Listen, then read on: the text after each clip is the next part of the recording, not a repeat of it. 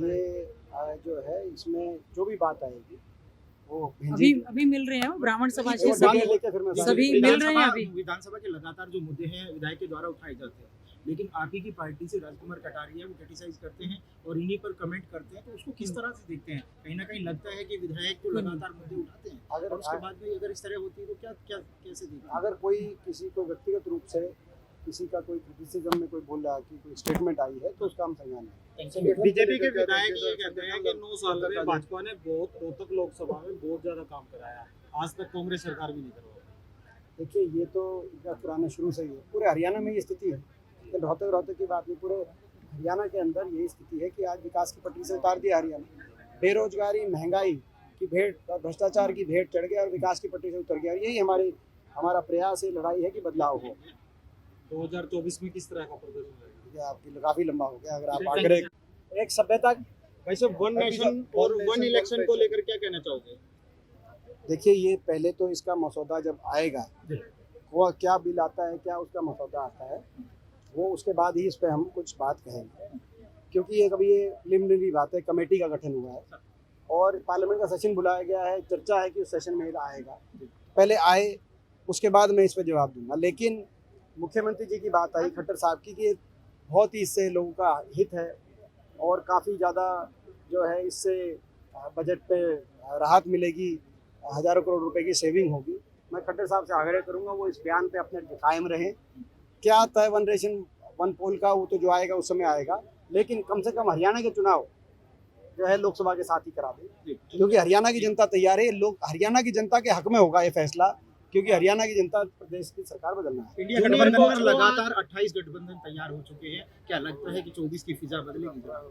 देखिए जो है मैं मानता हूँ कि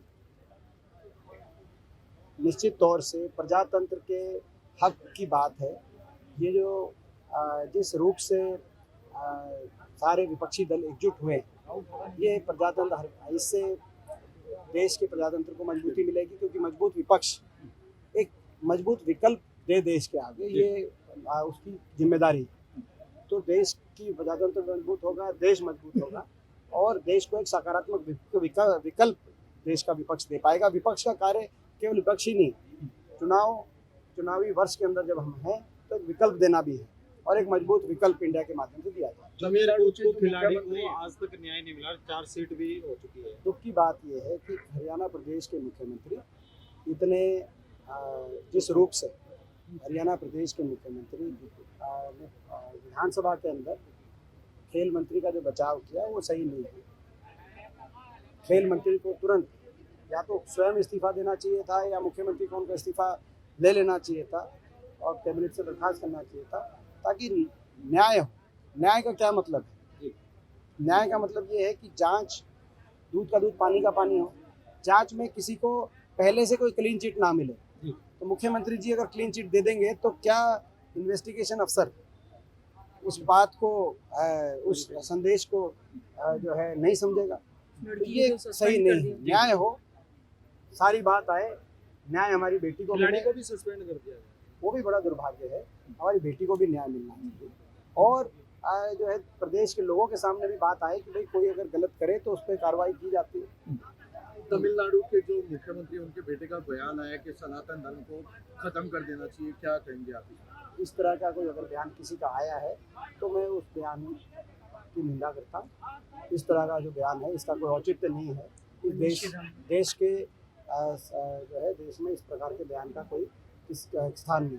महान स्वतंत्रता सेनानी पंडित जो श्री राम है, उनके बारे को खंडित किया गया मैडम द्वारा।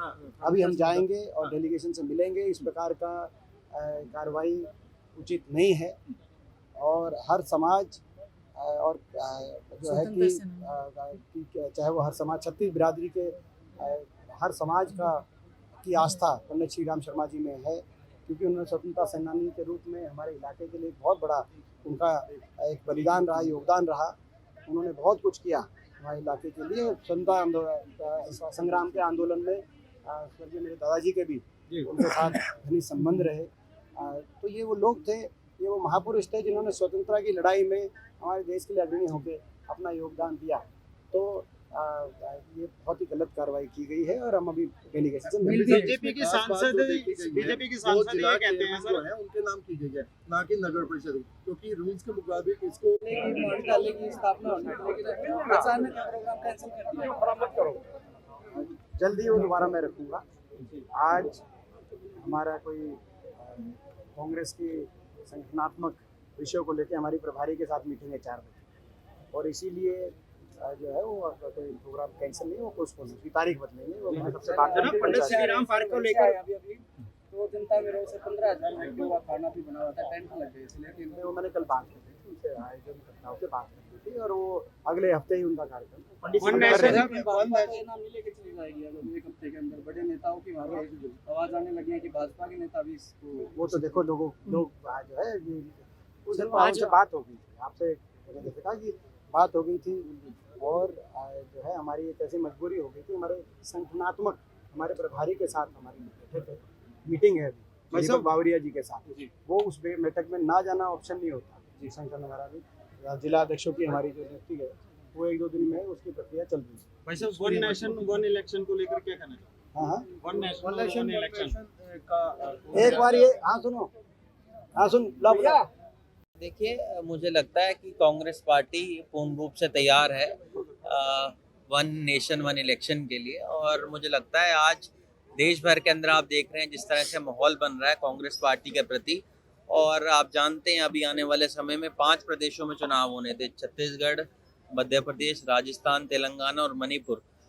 बीजेपी को पता है कि उन 5 प्रदेशों में उनको हार मिलने वाली है, उसी के डर से कहीं ना कहीं ये लोग ध्यान भटकाने के लिए उस चुनाव को जल्दी कराना चाह रहे हैं। पर हमें पूर्ण रूप से उम्मीद भी है और विश्वास है कि जनता आने वाले समय के अंदर इन 5 प्रदेशों में और उसके अलावा जो देश में चुनाव होंगे वहाँ कांग्रेस पार्टी की सरकार बनेगी। सर इसको लोकसभा से सांसद है बीजेपी अरविंद शर्मा, और रेवाड़ी भी पड़ता है इनको सुनिए। तो ये कहते हैं कि हमने 9 साल में जो काम करा है वो कांग्रेस ने 1 साल अपने कार्यकाल में 10 साल में भी नहीं करा। देखिए, अब मुझे लगता है कहने की बात नहीं है, जितना विकास कार्य है जब हमारी 10 साल की सरकार रही पूरे हरियाणा के अंदर, और उसके अंदर रेवाड़ी भी उसके अंदर अछूता नहीं रहा, कोसली हो चाहे रेवाड़ी हो बावल हो, उन तीनों विधानसभाओं के अंदर करीबन 18 शिक्षक संस्थान आए, जैसे कि आपका मीरपुर के अंदर यूनिवर्सिटी आई, बावल के अंदर कॉलेज आया, रेवाड़ी के अंदर 3 गवर्नमेंट कॉलेज आए। तो मुझे लगता है विकास कार्य बहुत हुए हैं, और इनका अभी आप देखिए 9 साल बीत चुके हैं। एक शिक्षण संस्थान इन लोगों ने अगर खोला हो तो हमें बता दीजिए। अगर ये कहते हैं, सांसद कितने खड़े उतरे हैं? आप देखिए अब इस बात का फैसला तो यहाँ की जनता करेगी कि उनको कितना खरा उन्होंने पाया गया। मैं विकास के मामले में बता सकता हूँ कि उन लोगों ने जो जो बातें इन लोगों ने कही उनमें से एक भी वादा पूरा करने का काम नहीं किया, और मुझे लगता है कहीं ना कहीं अंक देना का काम तो यहाँ की जनता उनको आने वाले समय के अंदर करेगी, और हमें पूर्ण रूप से उम्मीद है कि दीपेंद्र हुड्डा जी को अब की बार लोकसभा में भारी बहुमत के साथ यहाँ के लोग जिताकर भेजेंगे। जैसे कोच है जूनियर और मंत्री संदीप सिंह के खिलाफ मुकदमा चला, तो उन्हें न्याय नहीं मिला है जूनियर कोच को, और उनकी चार्जशीट भी दाखिल हो गई और उन्हें गिरफ्तार भी नहीं किया गया और उन्हें सस्पेंड कर दिया। देखिए, बेटी बचाओ बेटी पढ़ाओ का नारा ये सरकार देती है, और हमने इस बात की आवाज़ अब की बार विधानसभा सत्र के दौरान भी उठाई थी।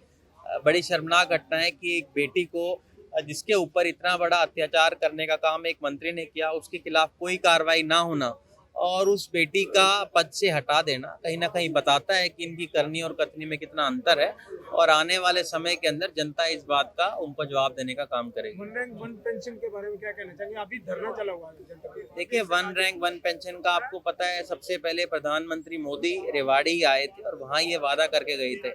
अगर प्रधानमंत्री अपना पहला वादा ही भूल जाए तो इससे साफ तौर पर चलता है कि इनकी करनी और कथनी में कितना अंतर है। ठीक है।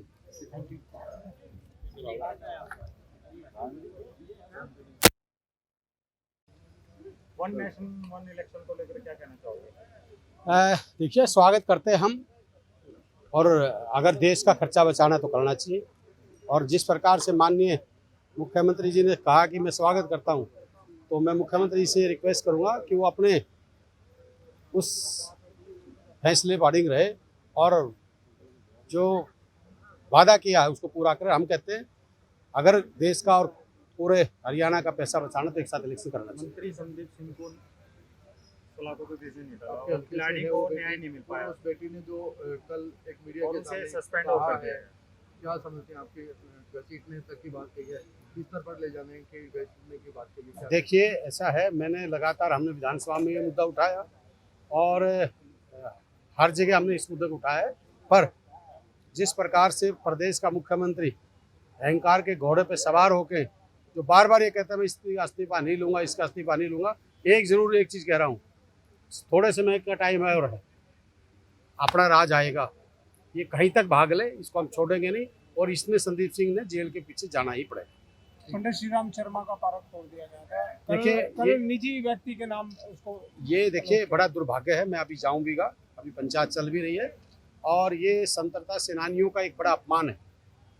ये एक तरफ कहते हैं जय जवान जय किसान और उन महान नेताओं के जिन्होंने इस देश को आज़ादी से लेकर आज तक संघर्ष करके इस देश को आज़ाद कराया और उनके साथ उनके नाम को मिटाने का ये काम कर रहे हैं, तो ये एक बड़ा गांव मैं कहूँ छत्तीस बिरादरी में एक बहुत बड़ा रोष है। इसके लिए मैं सीएम से भी बात करूंगा और डीसी साहब से बात करूंगा कि ये ऐसा क्यों नफरत की बात की जा रही है, कभी कुछ करते हैं कभी कुछ, तो ये नफरत की बात करते हैं, तो ये चीज़ें अच्छी नहीं है और समाज इससे मैं कहता हूँ छत्तीस बिरादरी का भाईचारा बहुत नाराज है। बीजेपी के सांसद है वो कहते हैं कि 9 साल में भाजपा ने बहुत काम कराया रोहतक लोकसभा में, बीजेपी का सांसद एक काम गिनवा दे, आके समाज के बीच में आए, वो ये बता दे कि वो इस लोकसभा के टोटल गांव के नाम गिनवा दे, मैं मान जाऊंगा, बस विकास तो छोड़ो।